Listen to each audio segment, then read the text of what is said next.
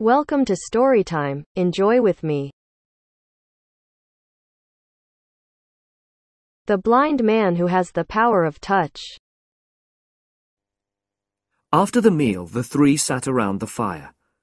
Isabel put more wood on, and Bertie noticed a slight slowness in her movements. "Will you be pleased when the child comes, Isabel?" he said. She looked at him with a smile. "Yes, I shall be very pleased." "So will you, Morris, won't you?" she added. "Yes, I shall," replied her husband. "We are both looking forward to it so much," she said. "Yes, of course," said Bertie. He was 3 or 4 years older than Isabel, and had never married. He had other women friends, but they were friends, not lovers. If they seemed to come too close, he pulled away. Isabel knew him very well. His kindness, but also his weakness, which made him unable ever to enter into any close human relationships. He was ashamed of himself because he couldn't marry. He wanted to, but he couldn't. Deep down inside, he was afraid.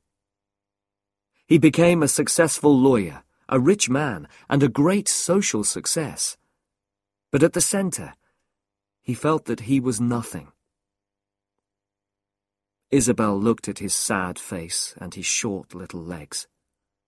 She looked at his dark grey eyes.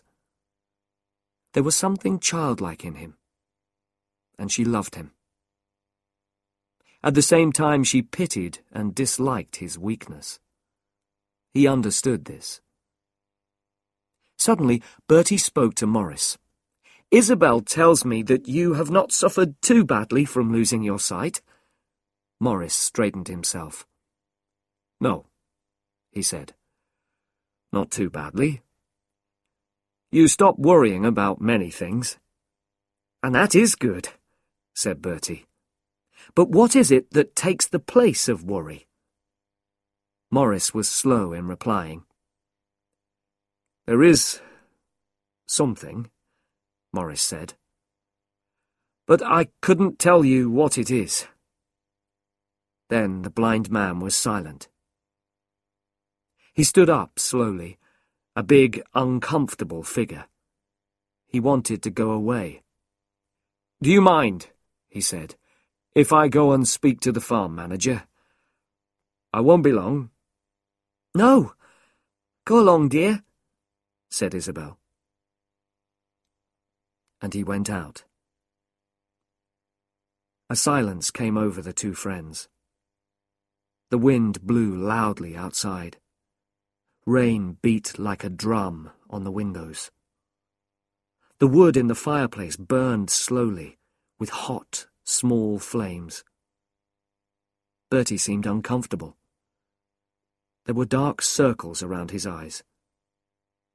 Isabel looked into the fire. "The child coming seems to make me calm. I feel there's nothing to worry about," she said. "A good thing, I should say," Bertie replied slowly. "If I didn't feel anxious about Morris, I'd be quite happy." The evening passed slowly. Isabel looked at the clock. "It's nearly 10 o'clock, she said. "Where can Morris be?" Bertie looked at her. "Would you like me to go out and see?" "Well, if you wouldn't mind, I'd go, but—" She did not want to make the effort. Bertie put on an old coat and took a lamp. He left by the side door. He felt nervous and strangely empty. He walked slowly through the wet and stormy night. At last, he opened the door of a stable, and looking in, he saw Morris standing, listening. "Who is that?" said Morris. "It's me," said Bertie. He entered and shut the door behind him.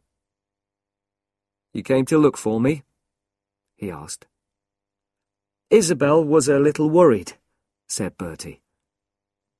I'll come in. I hope I'm not in your way at all, said Bertie rather shyly. My way, Morris said. Not a bit. I'm pleased Isabel has someone to talk to. I'm afraid that I am in the way. I know I'm not very good company. Is Isabel all right, do you think? She's not unhappy, is she? I don't think so. What does she say? She says she's very happy. Only a little worried about you, said Bertie carefully. She needn't worry about me. I'm afraid that she'll find me dull, always alone with me down here. Morris lowered his voice and took a deep breath. Bertie, he asked, is my face a very ugly sight? Do you mind telling me?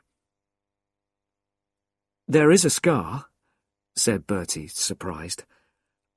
But one feels pity more than shock at the sight of it.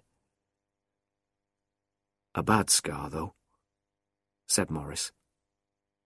Oh, yes. There was a pause. I don't really know you, do I? Morris said suddenly in a strange voice. Probably not, said Bertie. Do you mind if I touch you? Bertie stepped back, but said in a small voice, Not at all. He suffered as the blind man stretched out a strong hand and felt his head. He covered the face of the smaller man, touching the forehead, the closed eyes, the small nose, the mouth, the strong chin. You seem young, Morris said quietly at last. Bertie stood, nearly destroyed, unable to answer. Your head seems soft, Morris continued. So do your hands. Touch my eyes, will you? Touch my scar. Bertie was sickened by the idea, but he was under the power of the blind man. He lifted his hand and touched the scar. Morris suddenly covered it with his own hand, pressed the fingers of the other man onto his scarred eyes. He stayed in this position for a minute or more, while Bertie froze, helpless. Then, suddenly, Morris took the other man's hand away and stood holding it in his own. Oh, my God, he said. We shall know each other now, shan't we? We shall know each other now. Bertie could not answer. He looked at the blind man silently and in terror, despairing at his own weakness. He knew that he could not answer. He had an unreasonable fear that the other man would suddenly destroy him. Morris was actually filled with a burning desire for friendship, and Bertie only wanted to escape. It's all right now, as long as we live. We're all right together now, aren't we? Morris said. Yes, said Bertie. Morris turned to pick up his coat. Come, he said. We'll go to Isabel. Bertie took the lamp and opened the door. The two men went in silence. Isabel heard their footsteps and looked up anxiously as they entered. There seemed a strange happiness in Morris. Bertie looked tired. His eyes were darker than before. What is it? She asked. We've become friends, said Morris. She looked at Bertie. He met her eyes with a despairing look. "I'm so pleased," she said, confused. "Yes," said Morris. Isabel took his hand with both of hers and held it tight. "You'll be happier now, dear," she said. But she was watching Bertie. She knew that he had one desire: to escape from this friendship which had been forced on him. He could not accept that he had been touched by the blind man.